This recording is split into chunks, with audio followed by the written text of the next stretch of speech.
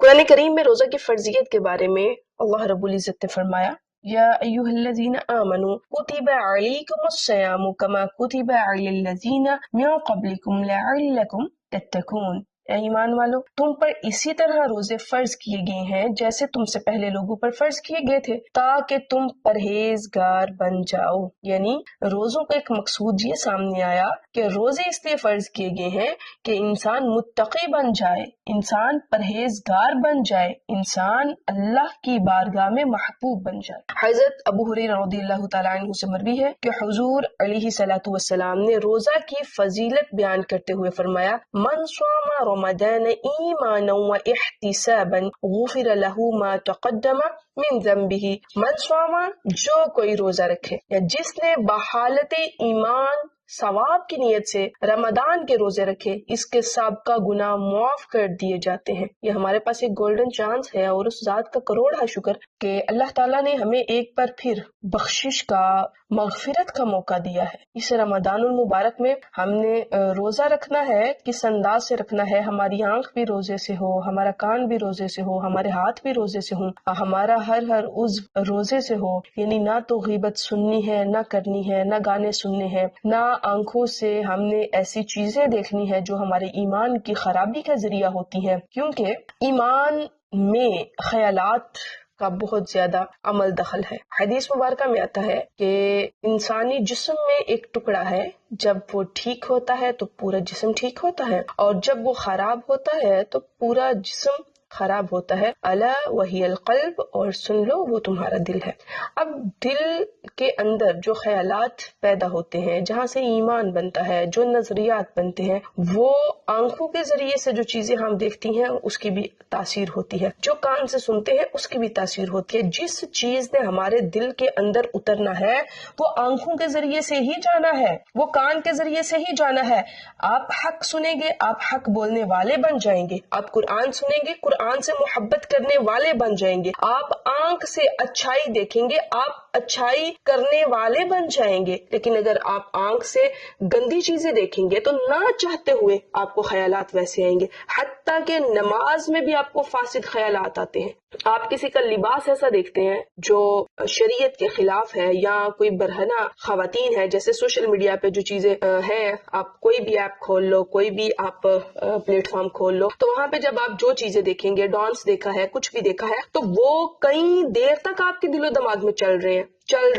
بسا اوقات تو یوں ہوتا ہے، شام کو آپ نے کوئی چیز دیکھی، آپ دیکھ کے سو گئے، آپ صبح اٹھتے ہیں تو آپ اسی حالت میں اٹھتے ہیں جہاں سے آپ کا مائنڈ رکا ہوا تھا، وہیں سے آگے سٹارٹ ہو جاتا ہے۔ لیکن اگر آپ رات کو قرآن پڑھ کے سوتے ہیں، قرآن سن کے سوتے ہیں، یا کوئی اچھی بات سن کے سوتے ہیں، یا آپ رسول اللہ صلی اللہ علیہ وآلہ وسلم کی احادیث سن کے سو رہے ہیں جس میں درود پاک کی فضیلت ہے، یا کوئی بھی حدیث مبارکہ، تو وہ آپ کی جو وقت بھی گزر رہا ہے، وہ آپ کے خیالات بھی جو آ رہے ہیں، وہ آپ کو پاک اور صاف خیالات آتے ہیں۔ تو لہٰذا روزے میں یہ ہمارے پاس ایک بہت گولڈن چانس ہے، اور بحالت ایمان ثواب کی نیت سے روزہ رکھنا ہے، اور اس سے ہوگا کیا؟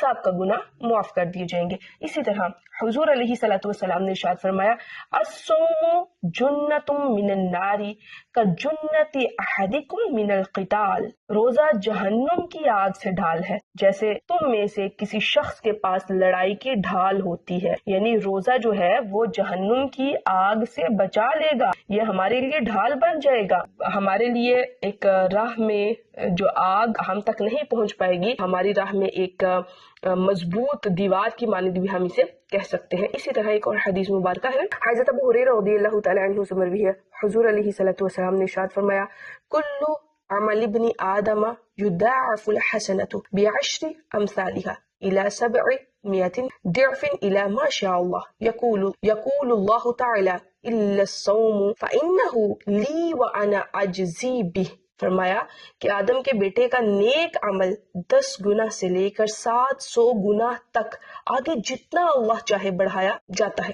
اللہ تعالیٰ نے فرمایا روزہ اس سے مستثنا ہے، روزہ اس سے الگ ہے، کیونکہ روزہ میرے لیے ہے اور میں ہی اس کا اجر دوں گا، میں ہی اس کی جزا دوں گا۔ اور حدیث میں یہ بھی وارد ہوا ہے کہ اللہ رب العزت روزے دار کو اپنا دیدار نصیب فرمائیں گے۔ ابھی دیکھیں یہ مہینہ شروع ہوا ہے، چونکہ احادیث میں آتا ہے جب رمضان المبارک کا آغاز ہوتا ہے تو شیاطین کو جکڑ دیا جاتا ہے، جہنم کے دروازے بند کر دیے جاتے ہیں، جنت کے دروازے کھول دیے جاتے ہیں۔ اب ہم نے یہ دیکھنا ہے کہ شیطان تو جکڑ دیا گیا، اب ہمیں جو گناہوں کی طرف مائل کر رہا ہے وہ کون ہے؟ اگر اس کے باوجود بھی ہم گناہوں کی طرف جا رہے ہیں تو پھر سمجھے دو دشمن ہے نا، ایک دشمن انسان کے اندر ہے، اس کا نفس ہے، اور دوسرا دشمن باہر ہے اور وہ شیطان ہے۔ ان الشیطان للانسان عدو مبین۔ اب ایک دشمن کو تو قید کر دیا گیا، دوسرے دشمن کو اگر ہم مہذب کر لیتے ہیں، ہم اس کو تہذیب سکھا لیتے ہیں، تہذیب یافتہ کر لیتے ہیں، تو پھر ہم اس کے خلاف مقابلہ کرنے کے لیے تیار ہو جاتے ہیں۔ اور بہترین جہاد کیا ہے؟